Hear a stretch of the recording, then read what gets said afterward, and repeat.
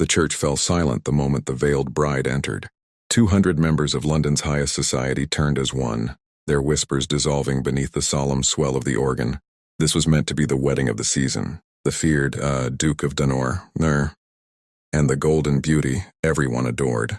Yet beneath the thick cascade of Brussels lace, the woman walking toward the altar could barely breathe. Rowena Holbrook knew one thing with dreadful certainty. When the Duke discovered the truth, her life would end in ruin, perhaps worse, because the man waiting at the altar was known throughout England for a single terrifying talent. He destroyed those who deceived him, and Rowena had just vowed to deceive him forever. Her mother's voice echoed in her mind. Walk slowly, do not speak unless the priest commands it. And above all, do not let him see your face. Rowena's gloved hands trembled as she took another step down the long aisle of St. George's, Hanover Square. Candles glittered in crystal chandeliers above. Silk gowns rustled like whispers of judgment. They were all here, earls, viscounts, ladies who had spent years praising Rowena's younger sister while pretending Rowena herself did not exist. They had come to see Clarissa Holbrook marry the most powerful man in England. Instead, they were watching the wrong sister, hidden behind lace, sold in her place. Rowena dared one glance toward the altar. The Duke stood motionless, tall, broad-shouldered, dressed in black so severe it looked almost like mourning. His hair was dark, touched faintly with silver at the temples, and his gaze, those cold, storm-gray eyes, rested directly on her. Even through the veil, she felt it, that gaze, sharp, patient, dangerous. He watched her the way a hawk watches a field mouse, and suddenly Rowena was certain. He knows. Her heart slammed violently against her ribs. He must see the deception, the wrong posture, the wrong walk. Clarissa moved with effortless brightness.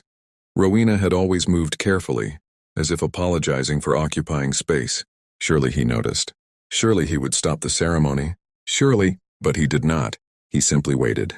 When she reached the altar, her father placed her trembling hand into the Duke's. Lord Holbrook did not meet her eyes. He had not looked at her once since morning. His voice shook as he muttered the formal words of presentation. Then he stepped back and left her there, alone beside the most feared man in England. The Duke's hand closed around hers. Warm, strong, possessive. Rowena felt the pressure of his gloved fingers and nearly lost the courage to stand. He did not release her, not once. The priest began speaking, but Rowena heard very little of it. Her world had narrowed to the man beside her.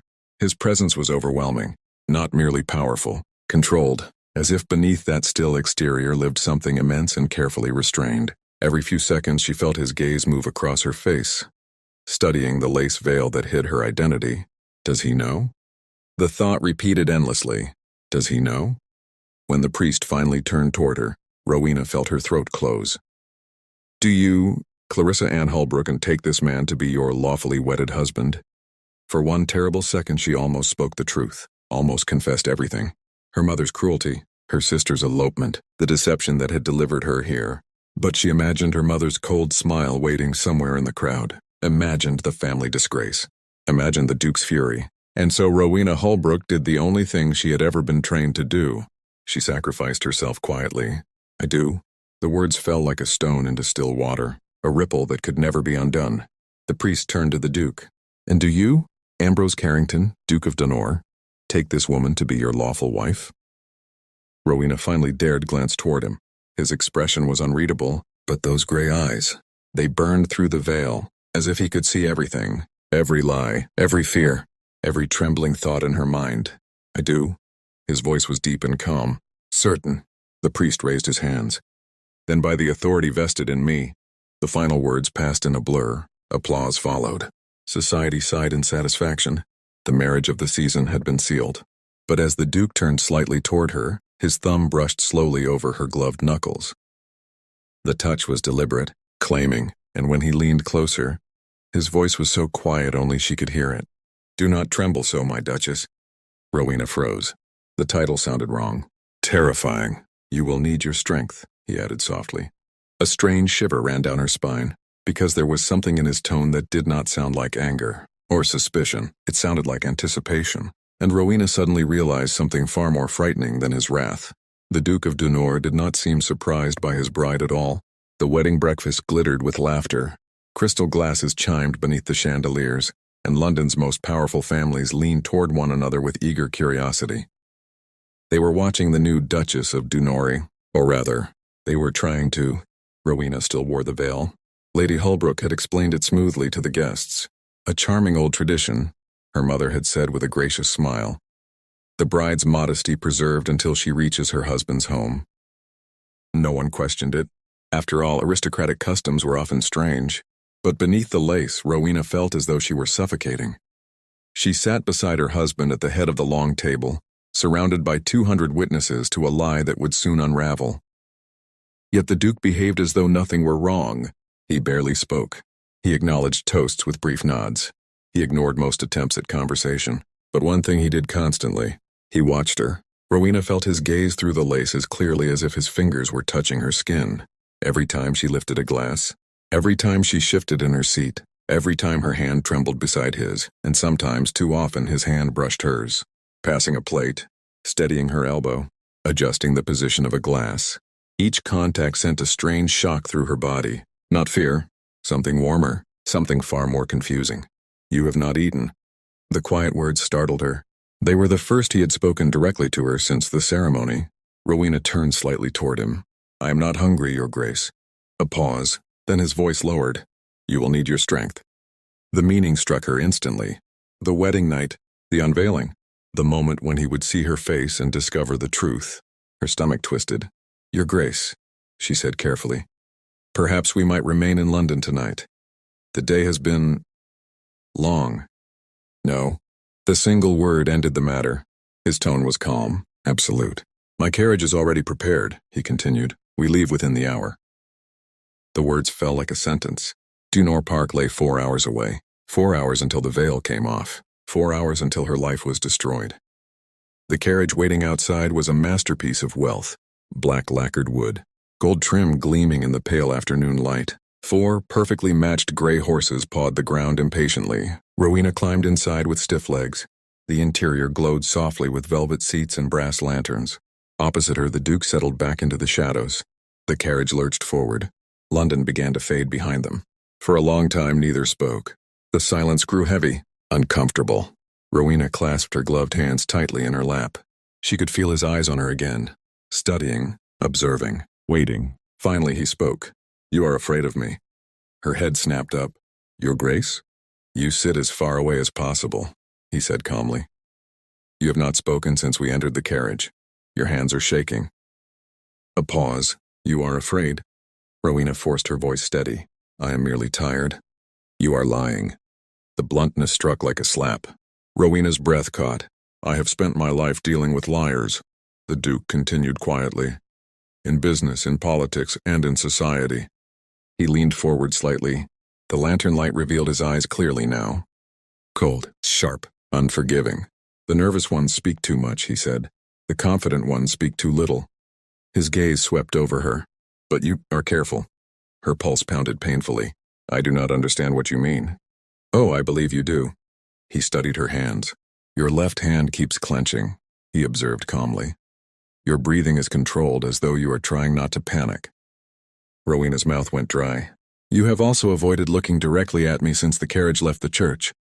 Another pause. Then he said something that made her blood turn cold. "You behave like someone hiding something." Her heart nearly stopped. "I assure you, Your Grace. You may also," he continued thoughtfully, "simply fear your wedding night." His tone softened slightly, as many innocent brides do. Rowena swallowed. "Yes," she said quietly. "That must be it." But he did not look convinced. Instead, he leaned back slowly, watching her as if she were a puzzle he was enjoying. "There is another possibility," he said. Her fingers tightened in her lap. "What possibility?" "That you are someone other than who you claim to be." The words struck like thunder. Rowena's lungs forgot how to breathe. He watched her reaction carefully.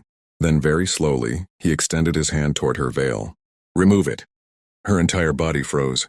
"Your Grace." "I wish to see my wife's face." Her heart slammed violently. If the veil lifted now, everything would end. "Please," she whispered. The word escaped before she could stop it. The Duke's hand paused. "Please," she repeated, her voice trembling. "Wait until we reach your estate." His eyes narrowed. "You beg me?" "Yes." "Why?" "Because if he saw her now, the carriage might turn around. She might be cast out onto the road, or worse, but she could not say that, so she whispered the only truth she dared reveal. I am frightened. The Duke studied her for a long moment. Then, unexpectedly, his hand lowered. Very well. Relief crashed through her so suddenly she almost collapsed. You may keep your veil, he said calmly. But I want something in return. Anything, she breathed. A faint, dangerous smile touched his mouth. Careful with such promises, wife. He extended his gloved hand. Come sit beside me.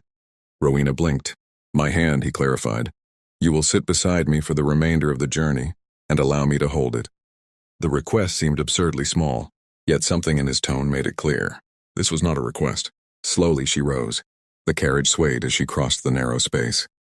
When she sat beside him, he took her hand. His fingers closed firmly around hers. Warm, steady, possessive, and suddenly Rowena understood. The Duke of Dunor had no intention of letting her escape. For the next 3 hours, the Duke did not release her hand. The carriage rolled steadily through the winter countryside while dusk slowly swallowed the sky. Rowena sat beside him, every nerve painfully aware of his presence. Their gloved hands remained clasped together, not gently, not loosely, firmly, as if he had claimed something that belonged to him, and intended to keep it. The silence between them should have been unbearable, yet it was strangely calm. The Duke did not question her again. He did not attempt to lift her veil. He simply sat beside her, watching the darkening countryside beyond the carriage window. But every now and then, his thumb moved slowly across the back of her hand. A quiet gesture, almost absent-minded. The touch sent strange warmth through her chest. It made no sense. This man was supposed to hate her. When he discovered the truth, he would despise her. Yet he held her hand as though the contact mattered, as though she mattered. Rowena tried not to think about it. Outside, the final lights of London disappeared. Fields stretched wide and silver beneath the fading evening. Finally, after what felt like an eternity, the carriage slowed. The Duke spoke without looking at her. We have arrived. Rowena's breath caught. Dunor Park, her prison, or her execution ground. The carriage stopped before enormous iron gates. Beyond them stretched a vast estate, lit by dozens of glowing lanterns. When the gates opened, the carriage rolled forward along a long drive lined with ancient oak trees. And then Rowena saw it. Dunor Park rose from the mist like a palace, a massive gray stone manor with tall windows blazing with golden light. The house seemed endless, wing after wing stretching into the darkness. Servants waited at the grand entrance in neat rows. Footmen, maids, household staff, all prepared to greet their new duchess. Rowena's stomach twisted. They believe I am Clarissa. The carriage door opened. The Duke stepped down first. Then he turned and offered his hand. Rowena hesitated, but his gaze left her no choice. She placed her hand in his. He helped her down carefully. His grip was warm and steady at her waist as her feet touched the gravel. Welcome home, he said quietly. Home. The word felt impossibly strange. Inside, the entrance hall soared upward into shadowed ceilings. Portraits of stern ancestors lined the walls. Candlelight flickered across polished marble floors. The scent of beeswax and old wood filled the air. Rowena had never seen wealth like this. A stern-faced woman in black stepped forward. Your Grace? The Duke nodded. Mrs. Blackwood, see that the Duchess's rooms are prepared. The woman bowed respectfully. Of course, Your Grace. Then the Duke added something unexpected. And send my valet with the key to the East Wing. The housekeeper froze briefly. The East Wing, Your Grace. You heard me. Something passed between them, surprise quickly hidden. Yes, Your Grace. The Duke's hand tightened slightly around Rowena's arm. Come, he said. There is something I wish to show you before the veil comes off. Her heart began pounding again. He led her through the manor, down long corridors, up a sweeping staircase, past rooms lit warmly with firelight, a music room, a vast library, a gallery filled with priceless paintings. Rowena could barely take it all in. Finally, they stopped before a large door, locked. The Duke produced a key. The heavy lock clicked open. This room, he said quietly, has remained closed for 3 years. Rowena frowned beneath the veil. 3 years? The door creaked open. Candlelight flickered inside. At first, she did not understand what she was seeing. The walls were covered. Every surface, every table, every shelf. Paintings, sketches, miniatures, portraits. Dozens, perhaps hundreds. All of them depicting the same woman. Brown hair, serious eyes, a face society had always called plain. Rowena stepped forward slowly. Her heart stopped, because the woman in every painting was her.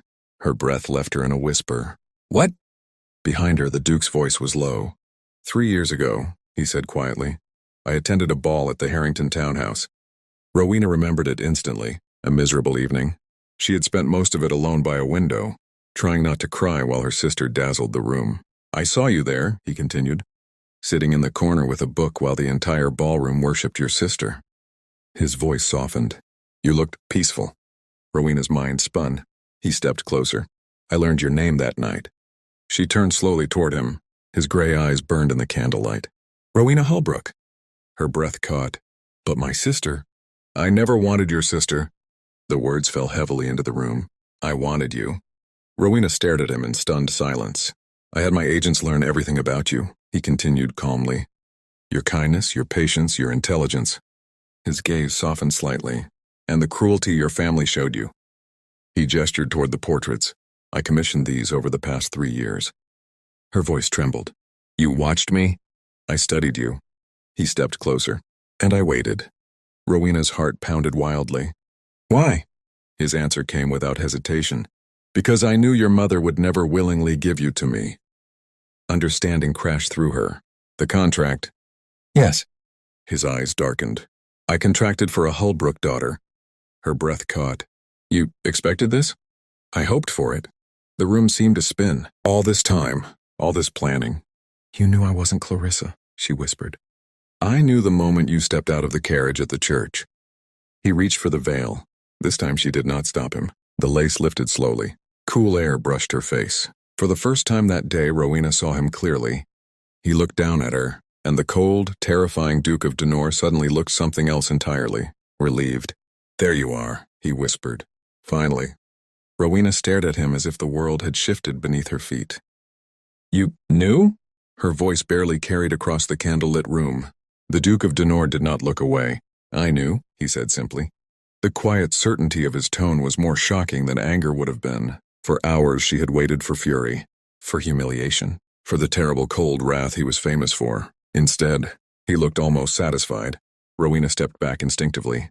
You allowed it, she whispered. You allowed the wedding to happen. Yes. But why? The word escaped her in a fragile breath.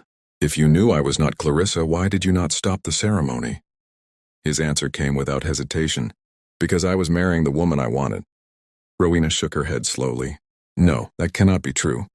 He moved closer, the candlelight sharpening the hard angles of his face. It is. You could have had anyone, she insisted. Princesses, ladies far more beautiful than I am. Something dark flickered across his expression. Beauty, he said quietly, is the least interesting quality a woman can possess. She laughed softly, not with amusement, with disbelief. You say that now, but society has spent my entire life reminding me that beauty is the only quality that matters. Society is often wrong. His voice lowered. You think I chose you because I lacked better options? Rowena hesitated. Yes. The honesty hung painfully in the air. For a moment, Ambrose Carrington looked almost wounded. I have waited 3 years for you. His words were calm, but something dangerous pulsed beneath them. 3 years watching you sit quietly at the edges of ballrooms while men chased women who glittered louder. He gestured toward the portraits surrounding them. 3 years collecting every glimpse I could of you.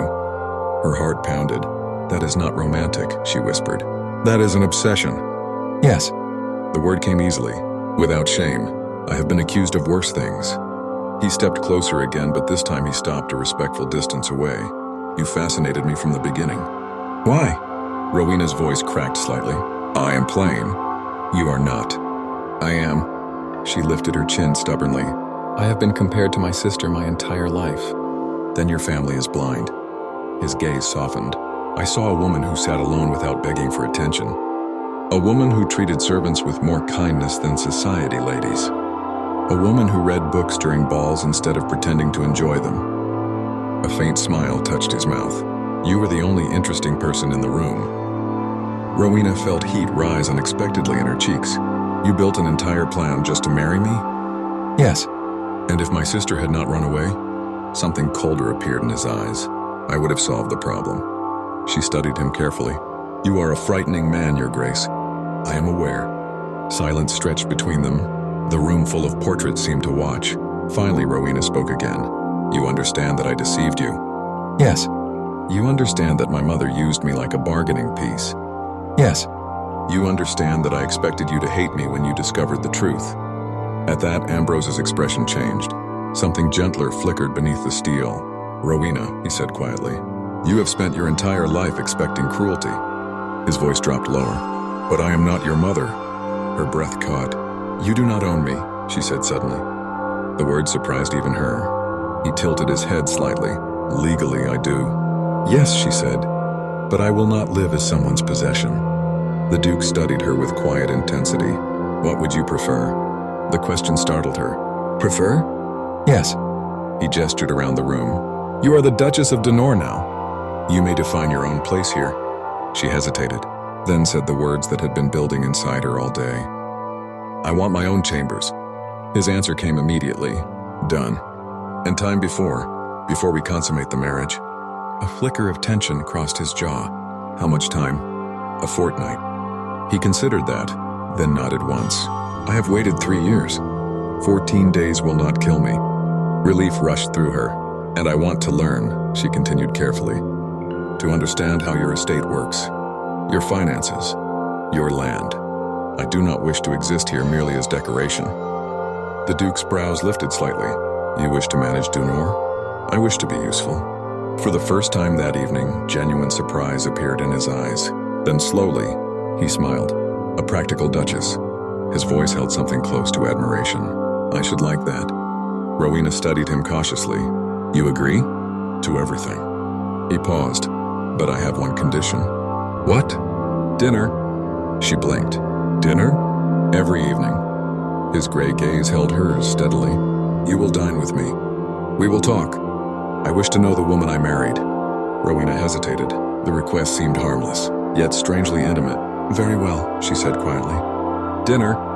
Something eased in his expression. Then he stepped aside and opened the door. Your chambers are prepared. As she passed him, his voice followed softly. And Rowena. She turned. You were never plain. His eyes moved briefly toward the walls covered in her portraits. You were simply overlooked. The first week at Denor Park and felt like stepping into someone else's life. Rowena woke each morning in rooms larger than the entire upper floor of her childhood home. Tall windows overlooked endless winter gardens. Servants moved quietly through the halls with respectful bows whenever she passed. And every day she reminded herself of one important truth. This place did not belong to the frightened girl her mother had raised. It belonged to the Duchess of Denor. The first person to test that new identity was the housekeeper. Mrs. Blackwood had served the Carrington family for 30 years, and she carried herself with the quiet authority of someone who had seen generations come and go. On Rowena's second morning, the woman brought ledgers for the household accounts. Rowena studied them carefully. How many servants are currently employed here, she asked. Mrs. Blackwood blinked slightly. 62, Your Grace. And the weekly cost of provisions? Another pause. Your Grace, as such matters are usually handled by the staff. I would still like to understand them. The housekeeper studied her for a long moment. Something cautious shifted behind the woman's eyes. As you wish, Your Grace. That afternoon, Rowena met the estate manager. Mr. Thorne expected polite small talk. Instead, he found himself answering detailed questions about crop rotations, tenant cottages, and winter grain storage. By evening, he was laughing openly. Your Grace, he said as they returned to the house, you have the mind of an estate steward. Rowena smiled faintly. I was raised by a woman who believed I was good for nothing. Mr. Thorne looked surprised. Well, he said thoughtfully, she appears to have been mistaken. Each evening, Rowena kept her promise. Dinner with the Duke, always in a smaller private dining room, never the grand hall. At first, the conversations were cautious, polite, formal. But slowly they changed. On the third evening, he noticed the book she carried. You read poetry? Yes. Read something aloud. She hesitated. You truly wish that? Yes. So Rowena read. Her voice was soft at first, then steadier. The words filled the quiet room while candlelight flickered between them. When she finished, the Duke had not moved. Another, he said simply. From that night forward, she read to him often. Sometimes poetry, sometimes novels, sometimes letters written centuries earlier by people long dead. And every time she finished reading, he watched her, as if the sound of her voice was something precious. On the fifth evening, something unexpected happened. He read to her, a passage from philosophy. His voice was rougher than hers, less practiced. Yet the deep resonance of it made the words feel powerful. When he finished, Rowena looked at him with quiet surprise. You read philosophy? I read everything. He leaned back slightly. But poetry has always been difficult. Why? It requires vulnerability. She studied him, and yet you listen to me read it. His gaze held hers. I listen because it is you. Her heart stumbled strangely at those words. By the 7th evening, the dinners felt almost comfortable. They spoke about politics, books, childhood memories, even small things like the stubborn behavior of Dunoir's sheep in winter. But that night something changed. Rowena had finished reading when she noticed the Duke studying her unusually closely. What are you thinking? She asked. That you have accomplished more in 1 week than most estate managers manage in a year. She laughed softly. I have had excellent teachers. You have had reluctant teachers who became enthusiastic because of you. Her cheeks warmed slightly. I merely asked questions. You asked the correct questions. A quiet pause followed. Then she said something she had not meant to say aloud. The woman in those portraits looks different than the woman I see in the mirror. His gaze sharpened. How so? She looks like someone worth painting. Her fingers tightened around her wine glass. Worth wanting. The room fell silent. Slowly he stood. Come here. Rowena hesitated, but she obeyed. She stopped beside his chair. Closer. Her breath caught. She stepped forward. Then he said something unexpected. Kneel. The word startled her, yet his expression held no cruelty, only intensity. Trust me. Slowly she lowered herself onto the carpet. Looking up at him, the Duke leaned forward. His hands came to rest gently against her face. Warm, steady. You are worth everything, he said quietly. His voice had lost its usual control. You are worth the 3 years I spent waiting. His thumbs brushed lightly across her cheeks. And the man who made you believe otherwise deserves to answer for it. Rowena froze. You mean my mother? Yes. His expression hardened. I have destroyed men for less than what she did to you. Fear flickered through her chest. She is still my mother. She is a woman who spent 23 years breaking you. His voice lowered dangerously. And I intend to ensure she never harms you again. Rowena whispered his name before she could stop herself. Ambrose. The sound of it seemed to affect him. His gaze softened, but the promise behind his words remained. And Rowena realized something unsettling. The feared Duke of Dunoir was not merely her husband, he was also her fiercest protector. The house party began 3 months later. Dunoir Park filled with carriages, laughter, and the rustle of silk gowns as 30 of England's most powerful families arrived for a fortnight of politics, alliances, and quiet rivalries. Rowena stood beside her husband in the great entrance hall as the first guests entered.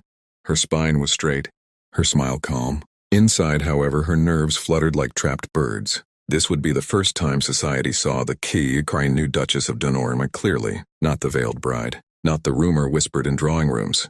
The real woman. Ambrose leaned slightly toward her. Breathe. She glanced sideways. His hand rested lightly at the small of her back.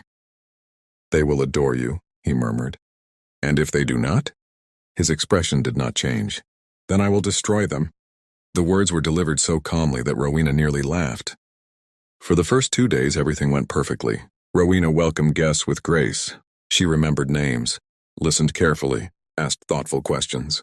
By the end of the second evening, even the sharp-tongued Countess of Marchman had admitted grudgingly, the Duke has married well. Ambrose watched it all with quiet pride, but not everyone admired her. On the third afternoon, Lord Bartholomew Wrexham arrived, tall, golden-haired, charming in the way of men who knew exactly how attractive they were. When he bowed over Rowena's hand, his lips lingered slightly too long above her glove. The mysterious Duchess of Dunoir, he said smoothly. I confess I expected someone more conventional. Rowena withdrew her hand politely. And yet here I am, my lord. His eyes glinted with interest. Indeed. The conversation was harmless enough, yet something about his smile unsettled her. That night she mentioned it to Ambrose while they prepared for dinner. Wrexham has always been too bold, Ambrose said quietly. Should I be concerned? His jaw tightened slightly. Only vigilant. 5 days into the house party, the trouble began.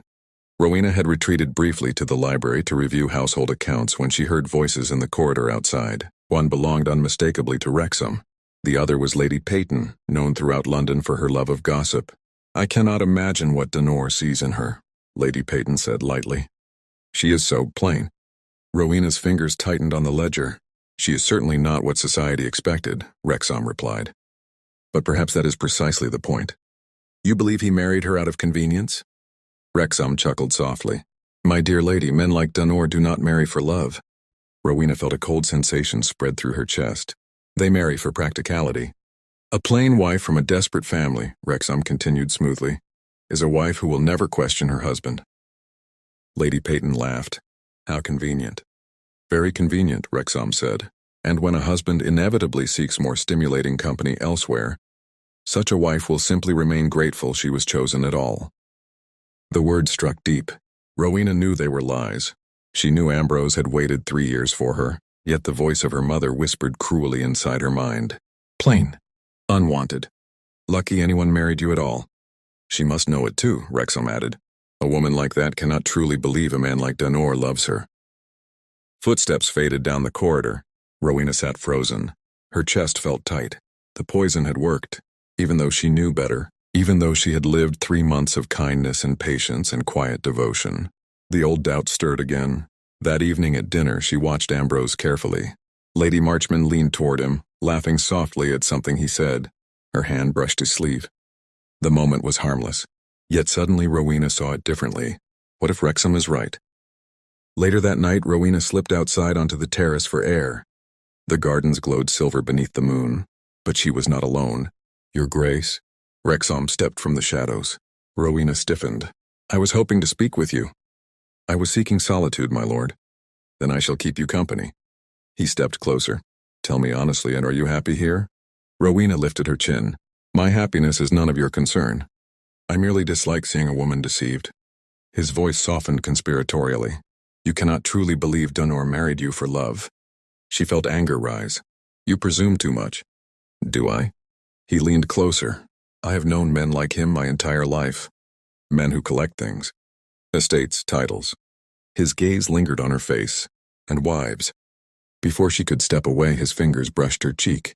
You deserve better than being convenient. Rowena slapped his hand aside. Do not touch me. Forgive me, he said smoothly. But when you finally realize the truth about your marriage, his smile deepened. I would be very interested to comfort you. Get away from her. The voice cut through the night like ice. Rowena turned. Ambrose stood a few steps away. His expression was utterly cold. Deadly. Dunor, Wrexham said carefully. I know exactly what you were doing. Ambrose moved forward, placing himself between them. You will leave my estate at first light tomorrow? Wrexham paled. You cannot mean... I do. Ambrose's voice dropped lower. And if you ever stand within 10 feet of my wife again... The silence that followed was far more frightening than shouting. I will ruin you. Wrexham left without another word. When the terrace fell quiet again, Ambrose turned slowly toward Rowena. His eyes were no longer furious. They were wounded. You listened to him. The accusation cut deeper than Wrexham's insults. You believed him? Rowena's voice trembled. I have spent 23 years being told I am worthless. Tears burned her eyes. I cannot erase that in 3 months. The anger drained from Ambrose's face. He stepped forward and pulled her into his arms. I'm sorry, he whispered against her hair. I thought loving you would be enough to silence those voices. She held him tightly. It will take time. Then we will take time, he said. As long as it takes. The house party ended 2 days early. Officially, Ambrose claimed urgent political business required the guests to depart. Unofficially, everyone knew the truth. Lord Wrexham had been dismissed at dawn. No one doubted why. The Duke of Dunor had made his warning unmistakably clear, and no guest wished to test it. When the final carriage rolled down the long gravel drive, silence returned to Dunor Park. Rowena stood beside the tall windows of the drawing room, watching the fading dust of wheels. She felt exhausted. The past week had stirred wounds she had believed were finally healing. Soft footsteps sounded behind her. Ambrose. His arm slipped gently around her waist. You were magnificent, he murmured. She gave a faint smile. I nearly believed Wrexham. He rested his chin lightly against her shoulder. I know. You were not angry? I was furious, he admitted quietly. But not with you. His hand tightened slightly around hers. I was angry with myself. She turned toward him. Why? Because I thought loving you would erase 23 years of cruelty.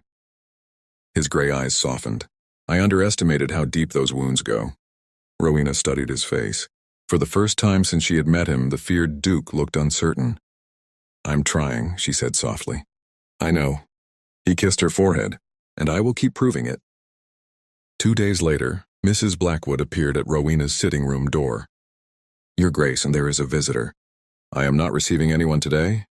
I believe you will wish to receive this one." Rowena frowned. "Who is it?" The housekeeper hesitated. "Your mother." The words struck like cold water.